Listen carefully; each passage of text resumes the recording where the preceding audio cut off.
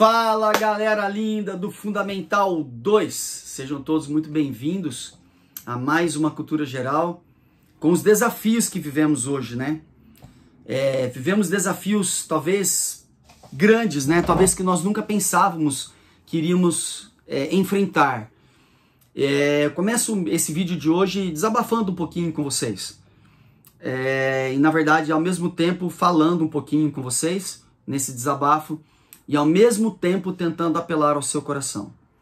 Eu estava esses dias vendo stories de pessoas, né, no Facebook, e ali eu vi uma menina dizendo assim, mais ou menos assim, né, não aguento mais viver nesse mundo, é um mundo muito solitário, não aguento mais viver nesse mundo. E aí fui ler algumas reportagens sobre os efeitos da pandemia na vida dos jovens, principalmente, e dos adultos também. Não sei se você sabe, mas na nossa vida existem muitas coisas que nos fazem sentirmos sozinhos, né? Sentirmos sozinhos. E a pandemia causou dois efeitos nas pessoas, galera. Pessoas que não conviviam muito juntos porque não tinham tempo, passaram a conviver juntas. E pessoas que viviam juntas ficaram mais juntas ainda. Aconteceu em ambos os casos, ou em mais casos, mas eu vou focar nesses dois, que as pessoas passaram por um processo novo de reaprendizado de conhecimento. As pessoas passaram a se reconhecer novamente. Não de reconhecer, mas reconhecer de novo, né? Estou inventando essa palavra aqui, desculpem a brincadeira, mas elas estão reaprendendo a conhecerem umas às outras. Agora, certinho, né, galera? Falei certinho pra você. Sabe por quê? Porque as pessoas deixaram de conversar. E vivemos também num mundo onde as pessoas, elas, além de terem deixado de conversar, de tentar se conhecer, de tentar conhecer o outro, de tentar entender melhor o outro, as pessoas também estão vivendo num mundo isolado. Muitas pessoas amaram a pandemia. Por quê? Porque não gostam, não querem saber. Não, eu fico na minha casa, fico no meu quarto, tá ótimo, vejo minha TV, vejo minha série, põe Netflix, ponho, né, HBO agora e Disney Channel e tá tudo certo. Coloca ali minhas séries, assisto, mas uma hora a série acaba. Uma hora aquilo que você mais gosta acaba. Uma hora os filmes acabam. Ah, pastor, mas tem muita coisa boa que vai aparecendo. Sim, é verdade. A indústria do cinema ela é muito poderosa exatamente para prender você na frente de uma tela. Mas as pessoas cada vez mais, por mais que eles tentem suprir essas necessidades com filmes e tudo, as pessoas cada vez mais se sentem sozinhas. Esse é um mistério da humanidade de hoje. 33% da população mundial sente algum tipo de depressão ou de ansiedade. E uma boa parte dessas pessoas se sentem sozinhas. Você já se sentiu sozinho? Desprezado? Deixa eu te fazer uma pergunta. Você hoje, você me assistindo aqui agora, se você tivesse que elogiar alguém, se você tivesse que dizer, eu admiro muito essa pessoa, durante a pandemia me ajudou, não me ajudou, meu pai, minha mãe, meu avô, minha avó, meu tio, não sei. Eu admiro muito essa pessoa. Você tiraria o chapéu para ela? Eu estive hoje, chapéuzinho, não sei se você vai achar bonitinho ou feio, né? Mas eu estive hoje numa inauguração do futuro colégio do Guarujá, um terreno grande, um terreno que foi uma bênção de Deus para o nosso colégio, para a nossa rede adventista, e eu fiquei pensando lá no sol escaldante, bem quente, depois nós fomos comer um pouquinho na beira da praia, eu estava pensando assim, eu planejei uma cultura geral para os meus alunos, mas será que eu tenho sido um exemplo para eles? Será que eles têm sido exemplo para outros jovens? Raul Gil tem um programa de muitos anos, se eu não me engano hoje é no SBT, eu não assisto mais, mas eu assisti um bom tempo, onde ele tinha esse quadro, para quem você tira o chapéu. Eu hoje quero tirar o chapéu para alguém que eu amo muito, e já tirei o meu chapéu, se você quiser pensar nisso, tô fazendo vários assuntos no mesmo vídeo, né? Esse é o intuito, é que você não sai daí. O Raul Gil ele faz esse quadro, eu acho bem legal esse quadro. Algumas pessoas se portam muito bem, outras talvez nem tanto. Onde ele faz a seguinte pergunta, né? Ele coloca o nome no chapéu aqui, né? A pessoa tira assim do local assim, né? e tem um nome lá dentro. Por exemplo, Ayrton Senna da Silva. Você tiraria o chapéu para Ayrton Senna? Beleza. Você tiraria o chapéu para... deixa eu pensar assim... Alguém do momento aí, vai... alguém que talvez esteja na mídia... Carol Conká. Você tiraria o chapéu para Carol Conká? A menina do Big Brother, que a gente conversou há um mês atrás, apenas dei uma pincelada, né? Falando sobre tudo que estava acontecendo ali, sobre aquela questão dela com aquele rapaz, o Lucas, sobre tudo que aconteceu na casa. Ela montou uma equipe, um grupo, esse grupo desprezava os outros, e os outros começaram a entender um pouco mais o jogo, e etc. Mas você hoje tiraria o chapéu para Carol Conká? Você olharia para ela com um olhar assim, você merece uma segunda chance? Você não precisa passar por isso? Você fez com o rapaz, mas eu não posso fazer com você o que você fez com ele? Como que você trataria Carol Conká? Você tiraria o chapéu para ela ou não? Você tiraria o chapéu, por exemplo, para algumas pessoas que você entende que são más, algumas pessoas que não merecem? Uma mãe solteira, talvez... A sociedade ainda discrimina mães solteiras. A sociedade ainda discrimina negros. A sociedade ainda discrimina pessoas pobres. Olhe para um pobre entrando num shopping, numa loja, e para alguém que você vê ali que usa uma roupa mais de marca, talvez que você vê que tem um estilo, que talvez tenha um cartãozinho para pagar, né? Preste bem atenção como as pessoas são tratadas, conforme a roupa que elas usam, ou o carro que elas têm, ou as coisas que elas possuem. Será que isso mudou ao longo do tempo? Estou falando de solidão, estou falando de desprezo, estou falando de um pouco de racismo de novo, porque está muito em voga isso, né? A gente está vendo na sociedade, na mídia, tudo isso o tempo todo, a gente sendo bombardeado. Mais ou menos as pessoas perguntam assim, de que lado você está? Da Carol Conká, dos outros? Do rapaz lá dos Estados Unidos que morreu, ou da polícia? Você está a favor dos políticos ou contra os políticos? Parece que a todo tempo, a todo instante, você tem que tomar uma decisão. De que lado eu estou? Sou do lado daquele que despreza as pessoas, estou do lado daquele que está a favor dos desprezados. De que lado, né? Isso parece uma pressão muito grande na gente. Mas quando eu vou na Bíblia, na palavra de Deus, eu encontro coisas maravilhosas. Toda essa introdução longa que eu fiz para vocês é para contar uma história.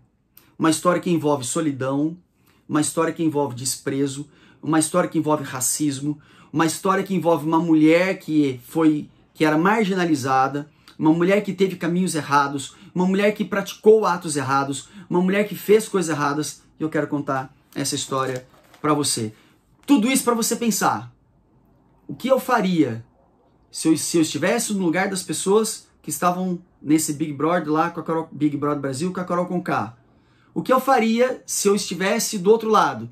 Se eu fosse amigo da Carol Conká, o que eu diria para ela? Se eu não fosse amigo dela, como você não deve ser e eu também não, se eu a encontrasse na rua, eu a desprezaria? Agora, indo para a Bíblia, como Jesus trataria essa mulher? Daqui até a Semana Santa, nós temos algumas coisas para conversar. A forma que Jesus tratava as pessoas, milagres que ele fez, mas principalmente a sua maneira de tratar as pessoas. Como Jesus era maravilhoso e ele é até hoje. Olha o que diz a Bíblia aqui, ó. Bom, quando, pois, o Senhor veio a saber que os fariseus tinham ouvido dizer que ele, Jesus, fazia e batizava mais discípulos do que João, se bem que Jesus mesmo não batizava, e sim os seus discípulos, deixou a Judéia, retirando-se outra vez para a Galiléia, e era-lhe necessário atravessar a província de Samaria. Vou explicar aqui rapidamente. Os samaritanos e os judeus eram irmãos, mesmo sangue, aliás, mesma tribo, mesma língua, mesma nação, mas os samaritanos ficaram no norte e os judeus ficaram mais na parte do sul. Mas eles eram todos judeus. Passaram a ser chamados de samaritanos de uma forma pejorativa. Sabe o que é pejorativa? De uma forma ruim, triste, literalmente discriminatória. Entendeu? É uma questão racial. São nossos irmãos? São. São de sangue? São. Mas eu não tiro o chapéu para eles. O judeu não sentava para conversar com o samaritano. O judeu não ia até Samaria. O judeu não queria saber desses samaritanos mais. Por quê? Uma questão histórica, explicando rapidamente. O povo de Israel teve que reconstruir a cidade de Jerusalém quando ela foi destruída por Nabucodonosor no ano 586 a.C. Olha que história, né, gente? Coisa pesada, né? Praticamente foi tudo detonado. Botou fogo no templo, acabou com tudo praticamente. E aí depois, passaram-se os anos, um imperador chamado Ciro, já do Império Medo-Persa, ele autorizou a reconstrução de Jerusalém. E eles começaram a reconstruir tudo. Os samaritanos, que eram mais do norte, mais judeus, eles tentaram impedir essa reconstrução. E ali criou uma questão de uma guerrinha mesmo, picuinha, coisa pessoal, e causou toda essa segregação racial. Então eles se odiavam, eles não sentavam nem para comer na mesma mesa. Você já fez isso com alguém? Você já se sentiu assim? Eu já. Eu já me senti assim, algumas vezes. É muito triste se sentir assim, né? Uma vez eu fui na festa lá de uns políticos lá na minha cidade, e eu era o único crente, digamos assim, né? O único crente. E eu fui na piscina, as minhas filhas estavam nadando ali com as filhas dos outros políticos, e aí eu percebi que as pessoas saíam de perto. Eu peguei minhas coisas, levantei, deixei minha filha brincar, em determinado momento, sem ela perceber, eu chamei e falei, filha, vamos embora, vamos para casa. Por quê? Porque ali não era o meu lugar. Então, será? Você já se sentiu assim? Discriminado por religião? Aqui envolve tudo isso, racismo, religião, questão pessoal, questão de ser pobre ou mais rico, envolve tudo isso. Tudo isso entre judeus e samaritanos. E o que acontece então? Estava ali a fonte de Jacó. Cansado da viagem, assentou-se Jesus junto à fonte por volta da hora sexta. O que significa isso? Meio-dia, tá bom? Explicando rapidamente. Nisso veio uma mulher samaritana tirar água e disse-lhe Jesus, dá-me de beber. Os seus discípulos tinham ido à cidade para comprar alimentos. Então lhe disse a mulher samaritana, como sendo tu judeu, pedes de beber a mim, que sou mulher samaritana? Porque os judeus não se dão com os samaritanos. Respondeu-lhe Jesus, se conheceras o dom de Deus e quem é que te pede dá-me de beber, tu lhe pedirias e ele lhe daria água viva.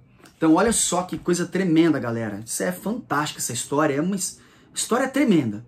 Havia racismo, havia divisão, já falei isso, não vou mais tentar não repetir mais tanto isso, mas é só para você entender. Jesus vai propositalmente ao meio-dia, imagina, gente. É digamos assim, né? É um poço ali. E por que ela foi meio-dia? Ninguém ia arrancar a água do poço meio-dia. Imagina o calor, galera. Lá é muito desértico, lá é 50 graus na sombra. Então você imagina ela indo meio-dia. Sabe por quê? Porque não tinha ninguém meio-dia. Não tinha ninguém meio-dia lá.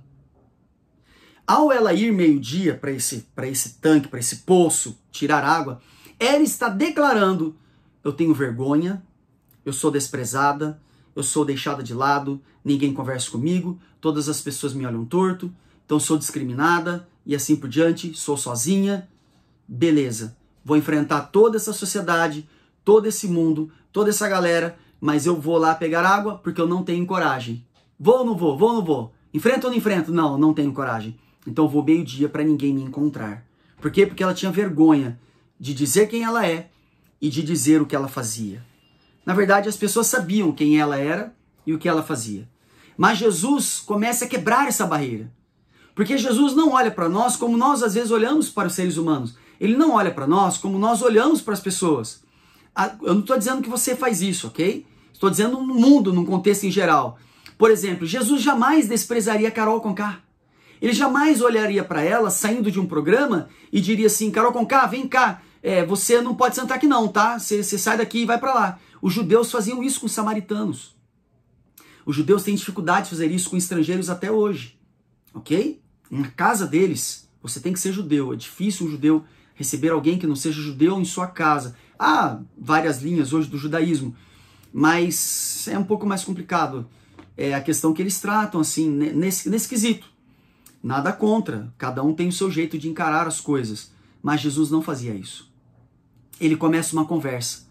Homem não conversava com uma mulher em público, podia dar uma má impressão. Percebe? E ele pede água, ele estava com sede. Muito bem, continuando aqui, ó. Respondeu ela, Senhor, Tu não tens como tirar a água, o poço é fundo. Onde, pois, tem a água viva? Ela fica intrigada com a pergunta de Jesus. És tu, porventura, maior que nosso pai Jacó, que nos deu esse poço, ele mesmo de beber, e bem assim seus filhos e seu gado? Deu de beber a seus filhos e seu gado? Afirmou-lhe Jesus, quem beber dessa água voltará a ter sede. Aquele, porém, que beber da água que eu lhe der, nunca mais terá sede. Pelo contrário, a água que eu lhe der será uma fonte de água para a vida eterna. Disse-lhe a mulher, Senhor, dá-me dessa água, para que eu não mais tenha sede, nem precise vir aqui buscá-la. Disse-lhe Jesus, vai, chama teu marido e vem para cá. Então ela respondeu para ele, Senhor, eu não tenho marido. Disse Jesus, é verdade, você não tem marido mesmo, porque você já foi casada 5 vezes, e esse que você está vivendo agora não é o seu marido, e isso você falou com verdade. Então a mulher saiu correndo dali, foi direto para a cidade e acontece algo impressionante. Quando Jesus olha para ela e diz, é verdade, esse não é o teu marido, você já teve 5 homens, você já se casou 5 vezes, não deu certo com nenhum, e esse que você está agora também não é o seu marido, ele estava olhando nos olhos dela e dizendo para ela, quem está aqui é aquele que quer dar água para você. O que é essa água da vida, água viva? É vida eterna, é salvação. Eu não te olho como a sociedade te olha. Eu não te desprezo como as pessoas te desprezam. Eu sei que você já pecou muito, já casou 5 vezes e agora está com um cara que nem é seu marido. Para a sociedade da época, isso era um escândalo tremendo. Hoje, há pessoas que casam várias vezes. Mas para a sociedade da época, isso era muito perigoso, isso era muito complicado. Você não pode casar mais que uma vez, de acordo com aquela época. Casou, morre casado. Então, ela era completamente discriminada pela sua condição marital, pelo seu casamento, né? Que não era casamento. Ela é discriminada porque já era o 6º. Ela era discriminada por ser mulher. Ela era isolada do mundo porque ela é samaritana. Isolada dos judeus porque ela era samaritana. Jesus olha para ela e diz, eu vim aqui para te dar oportunidade. Eu jamais vou desprezar você e olhar como as pessoas te olham. Você quer aceitar essa oportunidade? Você quer aceitar essa salvação? Qual é a sua resposta? E é isso que eu acho lindo em Jesus. Sabe quando eu brinquei do tirar o chapéu? Vou pegar aqui de novo. A pessoa que eu sempre vou tirar o chapéu na minha vida é o Senhor Jesus. Desculpa se eu fico com cara aí estranha, né? Carequinha. Mas se tivesse escrito Jesus aqui dentro, eu tiraria o chapéu para ele todos os dias e tiro para ele todos os dias. Porque ele nunca vai me olhar com o olhar daquelas pessoas daquela época e com o olhar de muitos hoje. Ele nunca vai me olhar com o olhar das pessoas como elas falaram da Carol Conká. Não estou dizendo que a Carol Conká está certa. Não é isso. Ela errou bastante. Eu não acompanho o programa. Minha filha acompanhou um pouco mais. Eu fui pesquisar para ver. Ela errou sim, com certeza, e ela tem que se redimir. Atos pecaminosos, né? Erros têm consequências. E ela tem que, não digo responder com processo, nem nada disso. Eu não acho que é o caso. Mas ela tem que buscar se redimir do que ela fez. Claro que ela tem que fazer isso. Mas não cabe a nós julgarmos essa moça, assim como Jesus não julgou a mulher samaritana. O que isso me ensina é que Jesus me trata do jeito que eu sou, do jeito que ele acha que eu mereço, sem nunca me deixar de lado, sem nunca me desprezar. Então, se você se sente sozinho, se você se sente depressivo, se você se sente angustiado, se você se sente no meio de uma crise de pânico, se você se sente isolado do mundo, se hoje você se sente isolado dentro da sua própria casa, do seu próprio quarto, saiba que Jesus nunca vai deixar você isolado. Ele nunca vai abandonar você. John Ortberg, eu gosto muito dessa frase, ele tem uma frase que diz assim, quero conhecer todas as profundezas de Deus, todo o resto é mero detalhe. Hoje, meu querido jovem lindo, minha linda jovem, quero convidar você a conhecer esse Jesus mais uma vez. Não estou falando de religião, estou falando de um Deus, de um Jesus que nos ama do jeito que nós somos. E é isso que eu quero apresentar para você daqui até o final da Semana Santa, com fé em Deus, temas lindos de como Jesus nos trata e como nós também podemos tratar as pessoas. É um desafio amar as pessoas do jeito que elas são, não é verdade? E muitas vezes nós queremos também ser amados, sermos amados do jeito que somos. Mas, para isso, precisamos também amar as pessoas do jeito que elas são. E você, aceita esse desafio? Vamos orar? Obrigado, Deus, porque o Senhor nunca olha para nós com o olhar dos seres humanos. Naquele dia o Senhor foi lá, Jesus, para resgatar uma mulher. Só aquela mulher valia a pena. E eu não contei aqui para eles, mas ela sai, ela vai na cidade e ela conta para todo mundo, ó, vem ver, será que ele não é o Messias? Vocês têm que ouvir esse homem. E toda a cidade de Samaria vieram para ouvir Jesus. Naquele dia, o Senhor não só salvou aquela mulher, o Senhor foi lá para salvar centenas ou milhares de pessoas, porque eles eram desprezados do próprio povo judeu. Mas o Senhor nunca desprezou ninguém, o Senhor nunca discriminou ninguém, o Senhor nunca deixou uma pessoa sequer fora do seu reino, porque basta nós te amarmos, e assim o Senhor nos trata do jeito que nós somos e nos aceita do jeito que somos.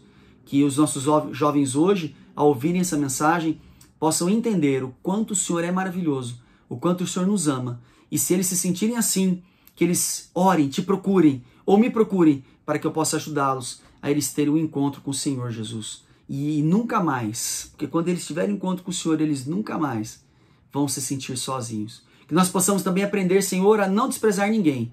Mesmo até essa moça, Carol Conká, que agiu erroneamente, se ela fosse na nossa escola hoje, que nós a tratássemos com amor, com carinho, com respeito, abraçando, é claro, né, com questão da pandemia, mas mostrando para ela que ela sim pode se redimir, crescer e ser uma pessoa melhor.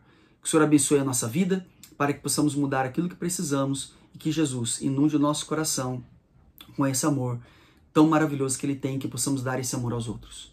Esse é meu desejo. Amém, Senhor. Deus te abençoe. Beijos no seu coração. E ó, galera, semana que vem tem mais. Vamos falar mais de Jesus. Como Ele era, o que Ele fazia, o que Ele não fazia, deixou de fazer, como Ele procedia. Guardo você. Beijo no coração. Um abraço do seu pastor. Me aguarde. Até semana que vem.